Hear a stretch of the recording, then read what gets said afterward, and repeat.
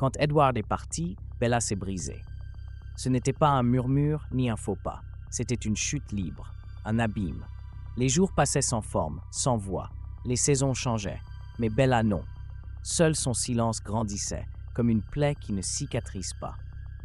Et pendant que Charlie s'inquiétait, pendant que Jacob tentait de la sauver d'elle-même, quelqu'un d'autre l'observait, quelqu'un qui connaissait trop bien le poids de la perte.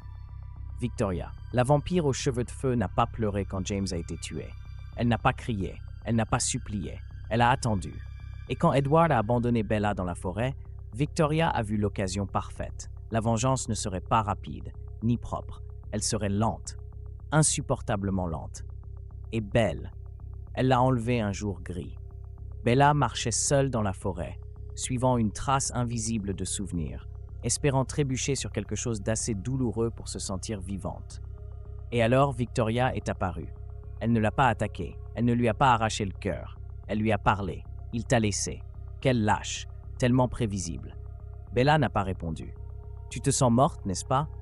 Bella a simplement fermé les yeux, et Victoria, souriante, l'a soulevée comme une poupée brisée. Laisse-moi t'aider à ressentir, pour toujours.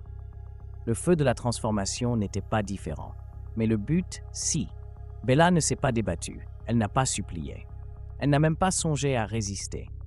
Pendant qu'elle brûlait, elle ne murmurait qu'un nom, Edward, encore et encore, jusqu'à ce que cela devienne un mantra amer. Elle s'est réveillée seule, au milieu d'une cabane en ruine, parmi les arbres, la gorge en feu. Victoria n'était plus là, seulement un miroir brisé, et une note écrite d'une main élégante.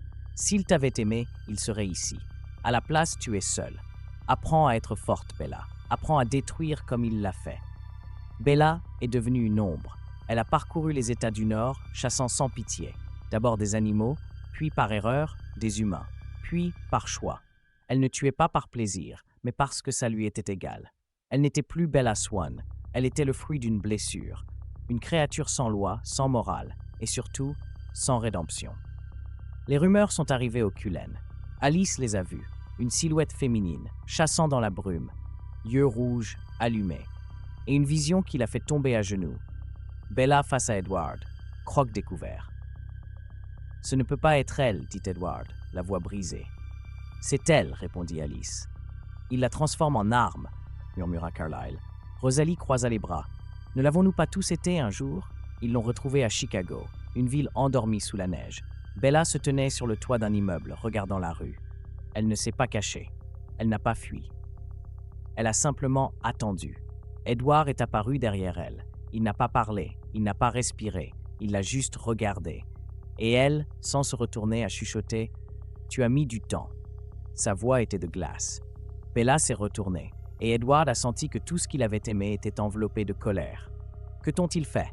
Bella a ri sèchement. « Ils m'ont ouvert les yeux, m'ont appris que l'amour n'est pas éternel. Seule la douleur l'est. Il a fait un pas. « Ce n'est pas toi. »« Non, répondit-elle. Tu as tué celle que j'étais. » Silence. Puis Bella a montré les crocs. « Et je suis venue te rendre l'appareil. » Mais elle n'a pas attaqué. Pas encore. Elle a juste disparu, comme un avertissement, comme une dette en suspens.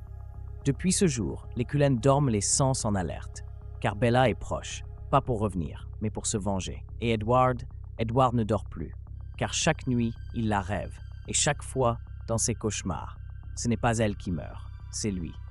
Et Bella, debout au-dessus de son corps, ne pleure pas. Elle regarde simplement et murmure. Maintenant, tu sais ce que ça fait d'être laissé derrière. Elle revint une nuit sans lune. La maison des Cullen était silencieuse. Les arbres ne bougeaient pas. L'air était épais. Edward fut le premier à la sentir. Son odeur, changeante, différente, mais encore elle. Bella apparut dans la clairière. La même prairie où elle s'était un jour allongée parmi les fleurs.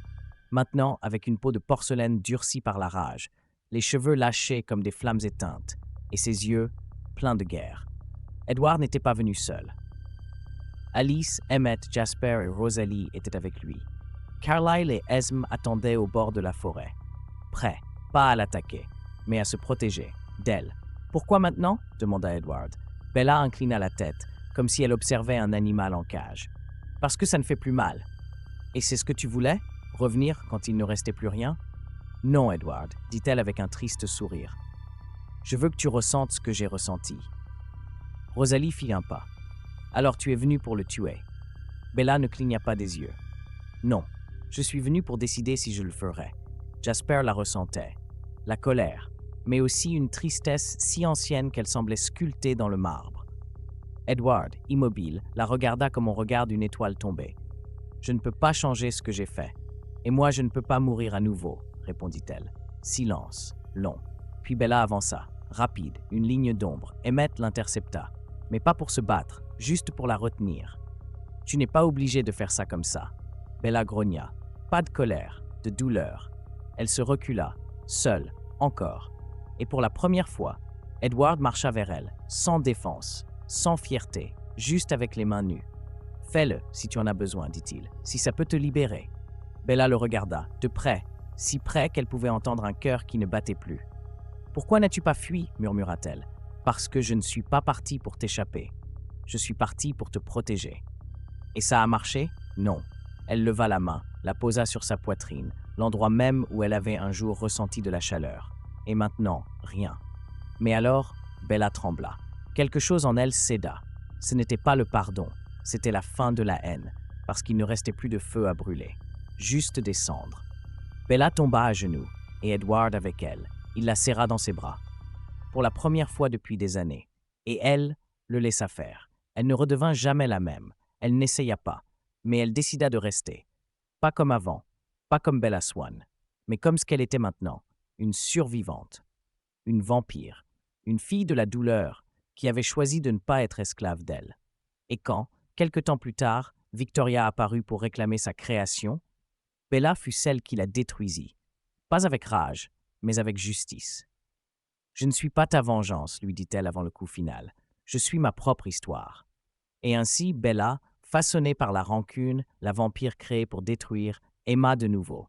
Pas avec innocence, mais avec détermination. Parce que le véritable amour n'oublie pas la douleur, mais choisit de ne jamais la répéter.